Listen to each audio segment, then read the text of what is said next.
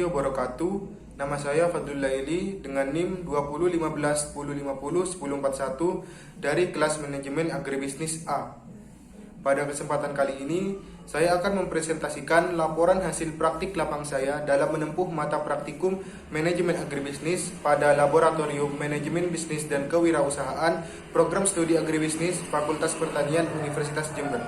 Laporan praktik lapang ini saya beri judul Manajemen Agroindustri Tahu milik Pak Basri di Desa Sumberanyar, Kecamatan Banyu Putih, Kabupaten Situbondo. Pada laporan ini terdapat dua rumusan masalah yang saya angkat. Yang pertama yakni mengenai bagaimana manajemen of farm pada agroindustri tahu milik Pak Basri yang terletak di Desa Sumberanyar, Kecamatan Banyu Putih, Kabupaten Situbondo.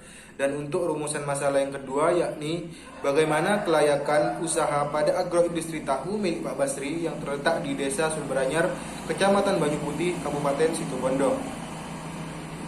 Untuk tujuan dari penulisan makalah ini, yang pertama untuk mengetahui manajemen of farm pada agroindustri tahu milik Pak Basri di Desa Sumberanyar, Kecamatan Banyu Putih, Kabupaten Situbondo. Dan tujuan yang kedua yaitu untuk mengetahui kelayakan usaha pada agroindustri tahu milik Pak Basri di Desa Sumberanyar, Kecamatan Banyu Putih, Kabupaten Situbondo. Sebelum membahas mengenai rumusan masalah yang saya jelaskan tadi, di sini saya akan memaparkan terlebih dahulu mengenai gambaran umum agroindustri tahu milik Pak Basri di Desa Sumberanyar, Kecamatan Banyu Putih, Kabupaten Situbondo. Nah, jadi agroindustri tahu milik Pak Basri ini merupakan sebuah usaha turun-temurun dari sang kakek yang telah didirikan sejak awal tahun 90-an. Awal mula didirikannya agroindustri tahu ini ketika sang kakek berpindah dari Kabupaten Jember ke Kabupaten Situbondo. Nah, saat di Kabupaten Situbondo, sang kakek tidak mendapatkan pekerjaan karena memiliki kemampuan dalam membuat tahu, sehingga muncullah ide untuk mendirikan sebuah home industri pembuatan tahu. Agroindustri ini sendiri masih tergolong ke dalam agroindustri berskala kecil. Nah, karena merupakan agroindustri berskala kecil, untuk segala proses produksi masih sangat sederhana. Misalnya mengenai struktur organisasi. Nah, pada agroindustri ini tidak terdapat struktur organisasi. Kemudian untuk tenaga kerja juga hanya dalam lingkup keluarga saja. Biasanya dalam satu kali proses produksi dibutuhkan sekitar 2 orang tenaga kerja. Kemudian karena berskala kecil, teknologi yang digunakan dalam agroindustri tahu milik Pak Basri ini juga masih tradisional. Satu-satunya mesin yang digunakan pada agroindustri tahu ini yakni mesin penggiling kedelai. Nah, mesin ini bertujuan untuk mempersingkat waktu produksi. Agroindustri tahu milik Pak Basri ini bisa memproduksi sekitar 500 hingga 700 potong tahu dalam sehari. Untuk memproduksi tahu tersebut, biasanya Pak Basri membutuhkan sekitar 25 kg kedelai sebagai bahan baku utama. Kedelai tersebut biasa beliau dapatkan di toko kelontong terdekat dengan harga Rp7.000 per kilogram. Harga tersebut tak selalu stabil. Terkadang harga kedelai juga sering mengalami kenaikan. Nah, untuk menyiasati hal tersebut, Pak Basri biasanya memperkecil ukuran potongan tahu produksinya untuk meminimalisir kerugian. Selain terkait fluktuasi harga, salah satu permasalahan yang sering beliau alami yakni terkait pada proses pembuatan tahu itu sendiri. Menurut penuturan beliau, proses pembuatan tahu ini harus dilakukan dengan hati-hati, karena jika tidak, maka proses pembuatan tahu ini bisa saja mengalami kegagalan. Salah satu contohnya mengenai pada saat penggilingan. Nah, pada saat penggilingan ini harus benar-benar dipastikan bahwa kedelai tergiling dengan halus, karena jika tidak, maka akan berdampak pada tekstur tahu pada akhir produksi nantinya. Nah, berbicara pada proses pembuatan tahu ini dibagi menjadi beberapa tahap. Yang pertama yakni perendaman. Nah, perendaman kedelai ini biasanya dilakukan 2 jam sebelum proses produksi keseluruhan.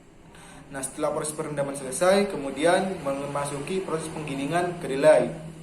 Proses penggilingan ini untuk mengubah kedelai menjadi pasta. Nah, setelah itu memasuki proses pemasakan. Kemudian setelah pemasakan, proses penyaringan, kemudian pengasaman dan pencetakan hingga menjadi tahu. Nah, setelah tahu jadi, Pak Basri biasa memasarkan tahu buatan beliau ke pasar-pasar tradisional di sekitar rumah beliau.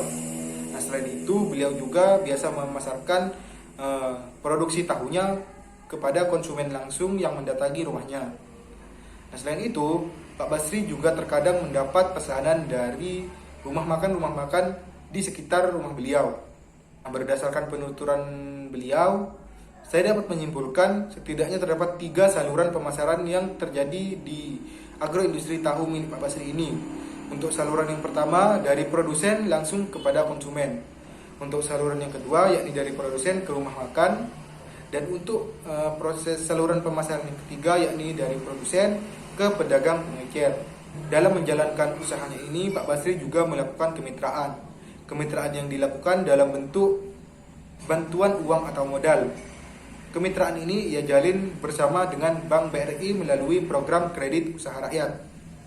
Menurutnya, setelah melakukan kemitraan, usaha tahunya semakin berkembang, sehingga terdapat hubungan yang cukup menguntungkan dari kemitraan ini. Setelah menjelaskan sedikit gambaran umum terkait agroindustri tahu milik Pak Basri di Desa Sumberanyar, Kecamatan Banyuputih, Kabupaten Situbondo, sekarang saya akan menjelaskan mengenai rumusan masalah yang saya paparkan di awal tadi.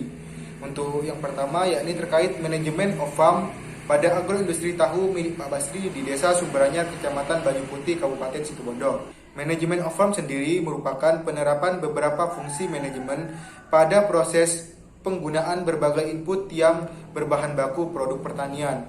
Nah, tujuan dari manajemen of farm sendiri adalah untuk memperoleh produk yang memiliki nilai tambah dan juga kualitas yang baik. Adapun penerapan fungsi manajemen pada agroindustri tahu milik Pak Basri sendiri yaitu terbagi menjadi fungsi perencanaan, fungsi pengorganisasian, fungsi produksi, fungsi pengkoordinasian, dan juga fungsi pengendalian.